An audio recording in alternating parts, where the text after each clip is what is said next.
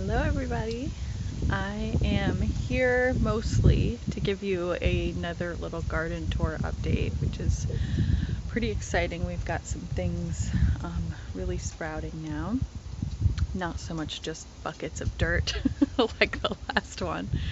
But before I do, I also wanted to just share with you that I just did a 5-minute meditation on cultivating joy or choosing joy.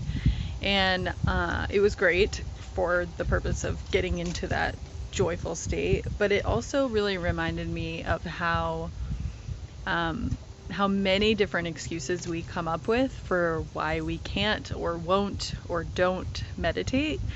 And I just want to remind all of you of what I was just reminded of, that time, not having enough time is really not a good enough excuse.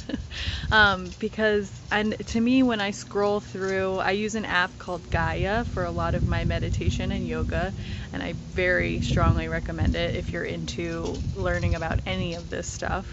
And when I scroll through, sometimes I see those 5-minute ones and I'm like, what is 5 minutes of meditation gonna do? Like, how am I even gonna get into that? You know? And usually if all I have is 5 minutes of time, I totally toss that aside. But I have had to work on that because I've learned through practice and experience that 5 minutes is actually a really long time when you sit still and you quiet down. And having a guided meditation, especially for a short period like that, can really help you to get out of your own head. Because if I was just doing silent meditation for 5 minutes, I probably would just be running through my to-do list. But anyway, so if you have 5 minutes, you can meditate. And usually that's what I do when I'm saying to myself, like, this day is too crazy. I don't have time to meditate right now. I'll do it later. That's usually like a flag to me that I need to at least do a 5-minute meditation right now. And then if I have more time later, I absolutely should do a longer one too. But anyway, enough of that. I did just want to show you around the garden a little bit because it's kind of exciting right now. So I guess I'll do the most exciting part first because I'm the most excited about it. But we've got some serious pepper action happening here. We have sweet peppers here, and this guy has been growing, I can't see it, by the minute, I swear. He's getting huge. And we have some more flowers budding there, so I think there's going to be even more, which is awesome. Sorry, it's kind of really dark and shady over here. Oh, that's a little better. And we have these jalapenos here, which are also monstrous, and I need to quickly figure out how long I'm supposed to wait before I pick them, because they're looking to me almost full size-ish. And then I have this mint here, which is going crazy out of control, and my little baby thyme. I have this pot of old, this was a clearance purchase, a whole bunch of little cups of mint that were not doing so well, and so I kind of trimmed it all down and planted it, knowing that they are extremely resilient and that it would come back, and it is. Here we have our little succulent garden, which I still have not put into the big shallow container that I found for them. I'm definitely going to do that. Foxy? Stop it. She's getting into stuff. Our little flowers, these gaberas that I brought home, they were also not so happy, but they're making their way back to life. We have this sickly tomato plant that we got on clearance. I'm like a rescuer of plants. And it actually has a couple little flower buds too, so I don't know. I've heard that tomatoes are kind of done for this year, but we might get a couple. Our lemongrass, basil, which clearly has gone to flowering, and I need to do something about that. But I don't know what to do. So I'm still learning. My oregano here, big rosemary bush, and our lettuce is really coming in. I just thinned these out, so these guys are gonna get kind of big, I think. And then we've got our little like mixed greens here. And then I will walk you down to the area that used to be just like big buckets of dirt. And we've got our little buddies here hanging out, enjoying what's left of this summer vibes. Okay, we've got anthills. These are fun to step on. Carrots here. These guys are like slow, but they're sprouting and they've got little babies coming up everywhere. And then here we have our broccolis in these pots. They are also slow. I don't know how slow they're supposed to go, but they're going slow. And more of the Gabbera plants, which are also like getting really super happy. And here, my favorite thing is the radishes, because we're doing some like succession planting, and so we did these first obviously, and they're coming along. One of these I just kind of shoved back in, but he was getting like humongous. I don't know if you can see that. And I'm gonna do some more tomorrow, so we'll have like several batches of those.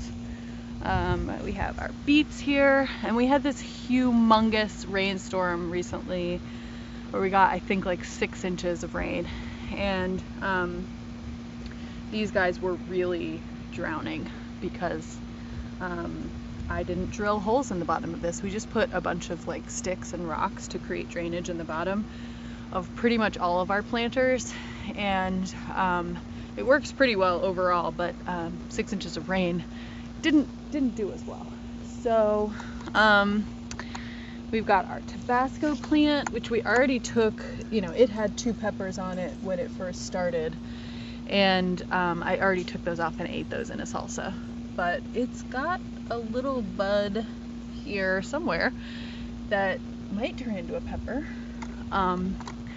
Speaking of pepper, Foxy and the cat are way over there hunting together, which has been cute and also frightening to watch. Oh my god, did you see that? Oh my god, I wasn't even showing them. It's bad. It's out of control.